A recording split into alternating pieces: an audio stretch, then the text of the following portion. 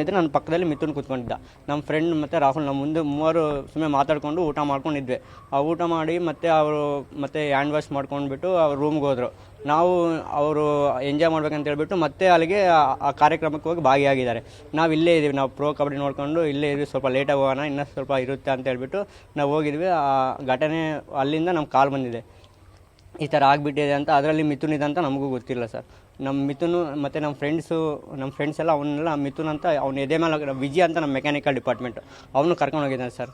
ಅವನು ಮತ್ತು ಇನ್ನಿಬ್ಬರು ಸುರೇಶ್ ಅಂತ ಮತ್ತು ಮಿಥುನ್ ಇಬ್ಬರನ್ನೂ ಕರ್ಕೊಂಡು ಹೋಗಿದ್ದಾರೆ. ಅಲ್ಲಿ ಹಾಸ್ಪಿಟ್ಲ್ ಹೋಗೋವಾಗ ಇಲ್ಲಿ ಚೆಕ್ ಮಾಡಿಸಿದ್ರಂತೆ ಸರ್, ECG ಏನೋ ಮಾಡಿಸಿದ್ರಂತೆ, ಡಾಟೆಡ್ ಲೈನ್ಸ್ ಬಂದುವಂತೆ, ಇಲ್ಲ ಅವನು ಎಕ್ಸ್ಪೈರ್ ಆಗಿದೆ ಅಂತ ಹೇಳ್ತಾರೆ.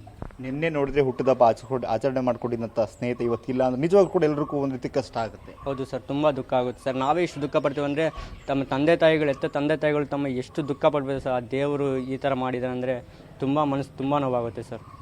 ಮತ್ತೊಬ್ಬರು ಅವರ ಸ್ನೇಹಿತರಿದ್ದಾರೆ, ಇವರು ಕೂಡ ಆ ಒಂದು ಮೆರವಣಿಗೆಯಲ್ಲಿ ಭಾಗಿಯಾಗಿದ್ರು. ಹೇಳಿ, ನೀವು ಕೂಡ ಹೋಗಿದ್ರಿ ನಿನ್ನೆ, ಏನಾಯಿತು ಅಲ್ಲಿ? ಆ್ಯಕ್ಚುಲಾಗಿ ನೀವೆಲ್ಲ ಎಷ್ಟೊತ್ತಿಗೆ ಹೋದ್ರಿ? ಎಲ್ಲ ನಿಮ್ಮ ಫ್ರೆಂಡ್ಸ್ ಎಲ್ಲರೂ ಕೂಡ ಹೋಗಿದ್ರು, ಏನಾಯಿತು ಆ ಘಟನೆಯಲ್ಲಿ? ಸಂಜೆ 4 ಗಂಟೆ ಅನ್ನಂಗೆ ಹೋಗಿದ್ವಿ. ಅದು 4 ಗಂಟೆಯಿಂದ 7 ಗಂಟೆವರೆಗೂ ನೋಡಿಕೊಂಡು 7:30ಗೆ ಊಟ ಟೈಮ್ಸ್ ಆದ್ದರಿಂದ 7:30ಗೆ ಹಾಸ್ಟೆಲ್ಗೆ ಬಂದ್ವಿ.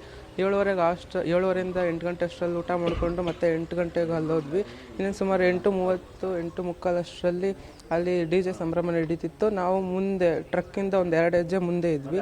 ಅದು ಹಾಸನಿಂದ ಹೊಳೆನರಸೀಪುರಕ್ಕೆ ಹೋಗೋಂಥ ಟ್ರಕ್ಕು ಸುಮಾರು 8:35 ಅಥವಾ 8:45 ಅಷ್ಟರಲ್ಲಿ ಬಂದು ರೋಡ್ ಡಿವೈಡರ್ನ ಮುಡ್ಕೊಂಡು ಕೇವಲ ಒಂದು 3-4 ಸೆಕೆಂಡ್ ಅಷ್ಟರಲ್ಲಿ ಜಂಪ್ ಆಗಿ ಬಂದ್ಬಿಡ್ತು. ಅದು ಆ ಟ್ರಕ್ ಬಂದಾಗ ನೀವು ಆ ಸ್ಪಾಟಲ್ಲಿ ಇದ್ರಾ? ಹೌದು ಸರ್, ಇದ್ವಿ. ಏನಾಯ್ತಲ್ಲ? ಅದೇ ಸರ್ ಹೇಳಿದ್ನಲ್ಲ, ಡಿವೈಡರ್ ಮುರ್ಕೊಂಡು ಡೈರೆಕ್ಟ್ ಬಂದು ಗೊತ್ತಾಗಿದ ತಕ್ಷಣ ಅದು ಗೊತ್ತೇ ಆಗಲಿಲ್ಲ. ಅಂದರೆ ರೋಡ್ DJ ಮುಂದ್ಗಡೆ ಇದ್ದವರು ಮತ್ತು ಹಿಂದ್ಗಡೆ ಇದ್ದವ್ರಿಗೆ ಏನಾಗಿಲ್ಲ, ಗಣೇಶನ ಹತ್ರ ಮಧ್ಯೆ ಇದ್ರಲ್ಲ, ರೋಡ್ ಗುಂಪಿನ ಮಧ್ಯೆ ನುಗ್ಗಿಬಿಡ್ತು ಅದು ಟ್ರಕ್ಕು. ಆದ್ದರಿಂದ ಮಧ್ಯೆ ಇರೋರಿಗೆ ಜಾಸ್ತಿ ಏಟಾಗಿದೆ.